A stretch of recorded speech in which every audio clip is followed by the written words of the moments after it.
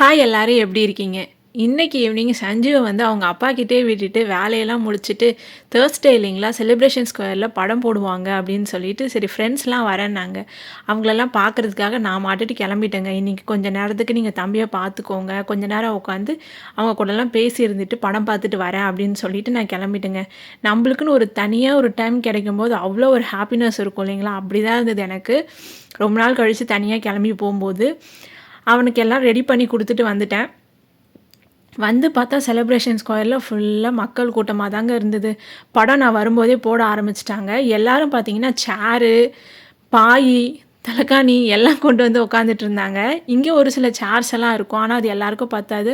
அவங்க வீட்டிலேருந்து சேர்ஸ்லாம் கொண்டு வந்துட்டாங்க. இது வந்து படம் பார்க்க வந்த மாதிரியே இல்லை. எல்லோரும் வந்துட்டு எங்களை மாதிரி மீட் பண்ணுறதுக்கு வந்த மாதிரி தான் இருந்தது. ஹாயாக எல்லோரும் படுத்துக்கிட்டு கதை பேசிகிட்டு இருந்தாங்க, படம் பார்த்துட்டு இருந்தாங்க பசங்க எல்லாம். இந்த மாதிரி தான் போச்சு. நானும் ஃப்ரெண்ட்ஸ்லாம் வந்ததுக்கப்புறம் கொஞ்ச நேரம் பேசியிருந்துட்டு படம் பார்த்தேன். என்ன படம் போட்டிருந்தாங்கன்னு பார்த்தா ஏதோ டாக் மேன்னு ஒரு படம் போட்டிருந்தாங்கங்க. மோஸ்ட்டாக இங்கே வந்து பசங்களுக்காக அனிமேட்டட் மூவிஸ் தான் போடுவாங்க. அந்த மாதிரி மூவிஸ்லேயே நல்ல மூவிஸ், அதாவது ரீசெண்டாக வந்த மூவிஸ்லாம் தான் போடுவாங்க. படம் பார்க்குறோமோ இல்லையோ நல்லா நம்ம டைம் பாஸ் பண்ணலாம் இங்கே உட்காந்துட்டு. ப்ளஸ் இந்த சம்மரில் இந்த மாதிரி வந்து வெட்ட வெளியில் நம்ம பார்க்கும்போது ரொம்பவே நல்லாயிருக்கும்.